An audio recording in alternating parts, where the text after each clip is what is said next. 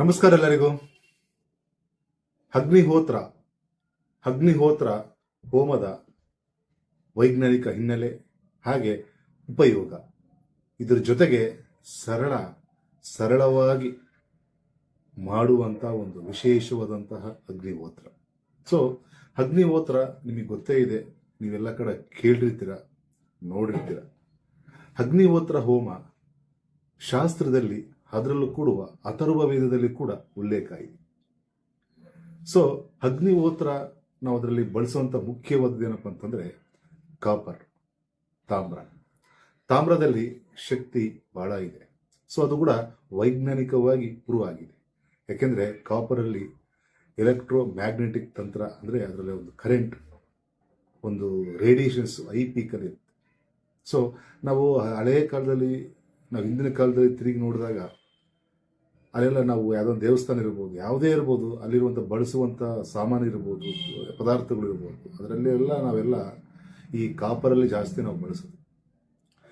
ದೇವಸ್ಥಾನಕ್ಕೆ ಹೋದ್ರೂ ಕೂಡ ಈ ಒಂದು ಕಾಪರ್ ಬಟ್ಲಲ್ಲಿ ನಮಗೆ ತೀರ್ಥ ಕೊಡ್ತಾರೆ. ಬಟ್ ಈಗೆಲ್ಲ ಚೇಂಜಸ್ ಆಗಿದೆ, ಒಂದು ರೀತಿ ಸ್ಟೀಲು ಮತ್ತು ಬೆಳ್ಳಿಯಲ್ಲಿ ಕೂಡ ಬಳಸ್ತಾ ಇದೆ. ಬಟ್ ಕಾಪರಲ್ಲಿ ಬಹಳ ಮಹತ್ವ ಇದೆ. ಏನಕ್ಕಪ್ಪ ಅಂತಂದರೆ ಕಾಪರನ್ನು ಭೂಮಿಲಿ ಸಿಗುವಂಥ ಒಂದು ವಿಶೇಷವಾದಂತಹ ಒಂದು ವಸ್ತು. ಸೊ ಇದರ ಬಳಕೆ ಇವತ್ತೆಲ್ಲ ಕಮ್ಮಿ ಆಗಿದೆ. ಏನಕ್ಕಪ್ಪ ಅಂತಂದರೆ ಸ್ಟೀಲು ಹಾಗೆ ಈ ಬೇರೆ ಬೇರೆ ಒಂದು ರೀತಿ ಆರ್ಟಿಫಿಷಿಯಲ್ ಐಟಮ್ಸ್ ಎಲ್ಲ ಬಂದು ಇವತ್ತಿನ ಬಳಕೆಯಲ್ಲಿ ಕಮ್ಮಿ ಆಗಿದೆ. ಹಾಗೆ ಅಗ್ನಿಹೋತ್ರ ಹೋಮ ಯಾರು ನಿಮ್ಮ ಮನೆಯಲ್ಲಿ ನೀವು ಮಾಡ್ತಿರೋ ಆ ಮನೆಯ ವಾತಾವರಣ ಕಂಪ್ಲೀಟ್ ಚೇಂಜಸ್ ಆಗುತ್ತೆ. ಒಂದು ರೀತಿ ಅಲ್ಲಿರೋವಂಥ ಒಂದು ಅಟ್ಮಾಸ್ಫಿಯರ್, ವಾತಾವರಣ ಬಹಳ ಒಂದು ರೀತಿ ಕಲುಷಿತ ಇಲ್ಲದೆ ಇರುವಂಥ ಒಂದು ವಾತಾವರಣ ಅಲ್ಲಿ ಕ್ರಿಯೇಟ್ ಆಗುತ್ತೆ. ಏನಕ್ಕಪ್ಪ ಅಂತಂದರೆ ಅಗ್ನಿಹೋತ್ರ ಹೋಮದಲ್ಲಿ ನಾವು ಬಳಸುವಂಥದ್ದು ಮುಖ್ಯವಾದ ಸಗಣಿಯ ಒಂದು ವಸ್ತು, ಅದನ್ನೇ ನಾವು ಭರಣಿ ಅಂತ ಕರಿತೀವಿ. ಭರಣಿ ಸೂರ್ಯನ ಅಂಶದಿಂದ ಅದು ಒಣಗಿರುವ ಒಂದು ವಸ್ತು ಭರಣಿ. ಸೊ ಅದಕ್ಕೆ ನಾವು ಸ್ವಲ್ಪ ತುಪ್ಪನ ಮಿಕ್ಸ್ ಮಾಡಿ ಅದರಲ್ಲಿ ಜೊತೆಗೆ ಸಮಿತಿಗಳನ್ನ ನಾವು ಬಳಸ್ತೀವಿ. ಈ ಥರ ಬಳಸಿ ನಾವು ಹೋಮ ಮಾಡೋದ್ರಿಂದ ನಮಗೆ ಸಾಕಷ್ಟು ಉಪಯೋಗ. ಅದರಲ್ಲಿ ಕೂಡ ಮಂತ್ರ ಎರಡು ರೀತಿ ನಾವು ಉಪಯೋಗಿಸ್ಬೋದು. ಒಂದು ಬೆಳಿಗ್ಗೆ ಹಾಗೆ ಸಾಯಂಕಾಲ, ಅದಕ್ಕೆ ಎರಡು ಥರ ಮಂತ್ರ ಇದೆ. ಬೆಳಿಗ್ಗೆ ಸೂರ್ಯಾಸ್ತ, ಸಂಜೆ ಹಾಗೆ ಸೂರ್ಯ ಉದಯ ಆದ ನಂತರ ಒಂದು ಮಂತ್ರ. ಈ ಎರಡು ಮಂತ್ರ ಇದೆ. ನಾವು ಯಾವುದೇ ಒಂದು ಸಮಯದಲ್ಲೂ ಕೂಡ ಮಾಡ್ಕೋಬೋದು, ಅಥವಾ ಬೆಳಿಗ್ಗೆ ಇಲ್ಲಾಂದರೆ ಸಾಯಂಕಾಲ. ಆದರೆ ಮಾಡಬೇಕಾದ್ರೆ ಮಂತ್ರ ಮಾತ್ರ ಚೇಂಜಸ್ ಆಗುತ್ತೆ. ಇದಕ್ಕೆ ನೀವೆಲ್ಲ ಹೋಮ ಅಂದರೆ ನಿಮಗೆಲ್ಲ ಕೇಳಿರ್ತೀರ, ಲಕ್ಷಗಟ್ಟಲೆ ಖರ್ಚು ಮಾಡ್ತೀರಿ. ನೀವೇ ಲಕ್ಷಗಟ್ಟಲೆ ಖರ್ಚು ಮಾಡೋಂಥದ್ದು ಏನೂ ಇಲ್ಲ ಸ್ವಾಮಿ.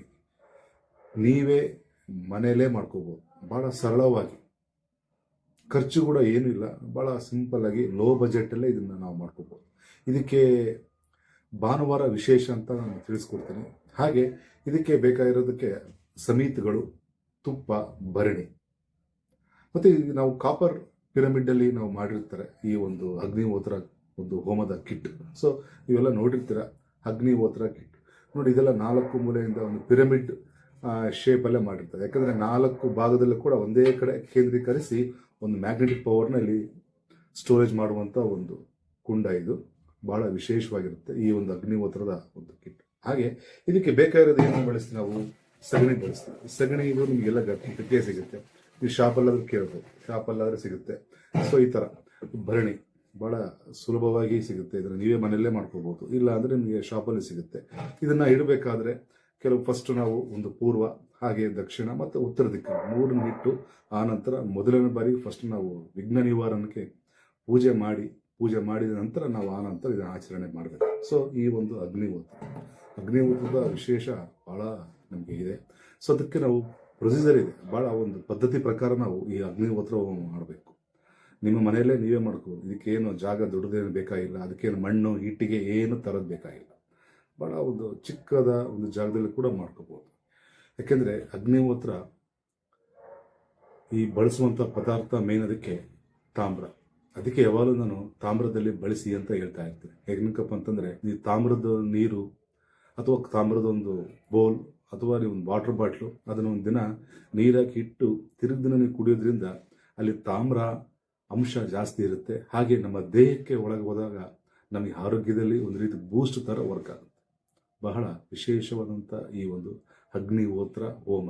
ಪ್ರತಿಯೊಂದು ನಿಮ್ಮ ಮನೆಯಲ್ಲಿ ಸಮಸ್ಯೆ ಯಾವುದೇ ಇರಲಿ, ಒಂದು ಕೆಟ್ಟ ದೃಷ್ಟಿ, ಆರೋಗ್ಯ, ಹಾಗೆ ಮಾಡುವಂಥ ಕೆಲಸದಲ್ಲಿ ನಮಗೆ ಯಶಸ್ಸು, ಮನೆಯಲ್ಲಿ ಎಲ್ಲ ಥರದಕ್ಕೂ ಈ ಅಗ್ನಿಹೋತ್ರ ಹೋಮ ಭಾಳ ಕಾರ್ಯನ ನಿರ್ವಹಿಸುತ್ತೆ. ಇದು ಅದರಲ್ಲೂ ಕೂಡ ಈ ಅಗ್ನಿಹೋತ್ರ ಹೋಮ ಅಥರ್ವ ವೇದದಲ್ಲಿ ಕೂಡ ಉಲ್ಲೇಖ ಇದೆ.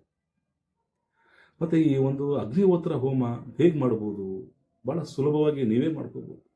ನಿಮ್ಮ ಹತ್ತಿರದಲ್ಲಿರುವಂಥ ಯಾವುದಾದ್ರೂ ಒಂದು ಪೂಜಾ ಸ್ಟೋರಲ್ಲಿ ಅಲ್ಲಿ ಹೋಗ್ಬಿಟ್ಟು ಕೇಳಿದರೆ ಅಗ್ನಿಹೋತ್ರ ಕಿಟ್ ಅಂತ ಸಿಗುತ್ತೆ. ಸೊ ಅದನ್ನು ತಗೊಂಡು ಬೈ ಮಾಡಿ ಇಟ್ಕೊಳ್ಳಿ. ಒನ್ ಟೈಮ್ ತೊಗೊಂಡ್ರೆ ನಿಮಗೆ ಲೈಫ್ ಟೈಮ್ ಬರುತ್ತೆ. ಯಾರನ್ನ ಕರೆಸಿ ಪೂಜೆ ಮಾಡೋವಂಥ ಅವಶ್ಯಕತೆ ಇಲ್ಲ. ಏನಕ್ಕಪ್ಪ ಅಂತಂದರೆ ನೀವು ಮಾಡಿದರೆ ಫಲ ಜಾಸ್ತಿ. ಅದು ನೀವೇ ಮಾಡ್ಕೊಳ್ಳಿ. ಅಗ್ನಿಹೋತ್ರ ಹೋಮ ಯಾರು ಮಾಡ್ತಾರೋ ಅವ್ರಿಗೆ ಮಾತ್ರ ಇದು ಕ್ರೆಡಿಟ್ ಸಿಗುತ್ತೆ. ಭಾಳ ಸಿಂಪಲಾಗಿ ಮಾಡ್ಕೋಬೋದು. ಒನ್ ಟೈಮ್ ನೀವು ತಂದಿಟ್ಕೊಂಡ್ರೆ ಮನೆಯಲ್ಲಿ ಇನ್ವೆಸ್ಟ್ಮೆಂಟು, ಸೊ ಇದನ್ನು ಲೈಫ್ ಟೈಮ್ ನಿಮ್ಮ ಮನೆಯಲ್ಲಿ ನೀವು ಮಾಡ್ಕೊತ ಹೋಗ್ಬೋದು. ಇದನ್ನು ವೀಕ್ಲಿ, ಮಂತ್ಲಿ, ಹಾಗೆ ಇಯರ್ಲಿ, ಹಾಫ್ ಇಯರ್ಲಿ, ನಿಮ್ಗೆ ಯಾವಾಗ ಕಂಫರ್ಟ್ ಆಗುತ್ತೋ ಅವಾಗ ಬೇಕಾದ್ರೆ ನೀವು ಮಾಡ್ಕೋಬೋದು. ಆಮೇಲೆ ಇದ್ರ ಬಗ್ಗೆ ಸಾಕಷ್ಟು ಮಾಹಿತಿನೂ ಕೊಟ್ಟಿದ್ದಾರೆ. ನೀವು ಬೇಕಾದ್ರೆ ಗೂಗಲ್ ಸರ್ಚ್ ಮಾಡಿ ನೋಡಿ. ಈ ಭೂಪಾಲ್ ಗ್ಯಾಸ್ ಟ್ರ್ಯಾಜಿಡಿ ಅಂತೇಳಿ ನೀವು ಅದನ್ನು ಸರ್ಚ್ ಮಾಡಿಕೊಟ್ರೆ ಗೂಗಲ್ ಬರುತ್ತೆ. ಸೊ ಒಂದು ಮನೆಯಲ್ಲಿ ಪ್ರತಿ ಸರಿ ಯಾವಾಗಲೂ ಈ ಒಂದು ಅಗ್ನಿಹೋತ್ರ ಹೋಮ ಮಾಡ್ತಾ ಇರ್ತಾರೆ. ಸೊ ಅಲ್ಲಿ ಸುತ್ತಮುತ್ತಲಿನ ವಾತಾವರಣ ಎಲ್ಲೋ ಒಂಥರ ಏನೋ ಒಂಥರ ಆಗಿದಾಗ, ಅಥವಾ ಏನೋ ಒಂದು ಭಾಳಷ್ಟು ಸ್ವಲ್ಪ ಹದಗೆಟ್ಟಾಗ ಈ ಒಂದು ಇರುವಂಥ ಮನೆಯಲ್ಲಿ ಸಾಕಷ್ಟು ಸೆಕ್ಯೂರನ್ನ ಕೊಡುತ್ತೆ ಈ ಒಂದು ಅಗ್ನಿಹೋತ್ರ ಹೋಮದ ಒಂದು ಶಕ್ತಿ. ಸೊ ಅದನ್ನು ಯಾರು ನಿಮ್ಮ ಮನೆಯಲ್ಲಿ ಮಾಡ್ತಾರೋ ಅವ್ರಿಗೆ ಮಾತ್ರ ಈ ಮಹತ್ವ ಗೊತ್ತಿರುತ್ತೆ. ಏನಕ್ಕಪ್ಪ ಅಂತಂದರೆ ನಾವು ಅಗ್ನಿಹೋತ್ರದ, ಈಗ ನಾವು ಇವನ್ ಎಕ್ಸಾಂಪಲ್ ನಿಮ್ಗೆ ಹೇಳ್ಕೊಡ್ತೀನಿ. ಒಂದು ಮಂತ್ರ ನಾವು ಚಾಂಟ್ ಮಾಡ್ತೀವಿ ಅಥವಾ ಪಠನೆ ಮಾಡ್ತೀವಿ. ಗಾಳಿಯಲ್ಲಿ ಒಂದು ಮಂತ್ರ ಹೇಳಿದರೆ ಅದು 10x ಮಲ್ಟಿಪಲ್ ಆಗುತ್ತೆ. ಅದೇ ಥರನೇ ಅಗ್ನಿಹೋತ್ರದ ಹೋಮದ ಮುಂದೆ, ಅಂದರೆ ಈ ಒಂದು ಬೆಂಕಿಯ ಮುಂದೆ ನಾವು ಮಂತ್ರನ ಪಠನೆ ಮಾಡಿದಾಗ ಅದು 1000x ಮಲ್ಟಿಪಲ್ ಮಾಡುತ್ತೆ. ಅಂದರೆ 10 ಪಟ್ಟು ಎಕ್ಸ್ ಅಂದರೆ, ಹಾಗೆ 1000x ಅಂದರೆ 1000 ಪಟ್ಟು ಈ ಒಂದು ಮಂತ್ರನ ಮಲ್ಟಿಪಲ್ ಡಿವೈಡ್ ಮಾಡುತ್ತೆ. ಅಷ್ಟು ಒಂದು ವೈಬ್ರೇಷನ್ನು ಈ ಒಂದು ಅಗ್ನಿಹೋತ್ರದಲ್ಲಿದೆ. ಸೊ ಇದನ್ನು ಪ್ರತಿಯೊಬ್ಬರು ಕೂಡ ಮಾಡ್ಕೋಬೋದು. ಬಹಳ ಸುಲಭವಾದಂಥ ಈ ಒಂದು ಅಗ್ನಿಹೋತ್ರ ಹೋಮ. ಸರ್ವೇ ಜನಂ ಸುಖಿನೋ ಭವಂತು.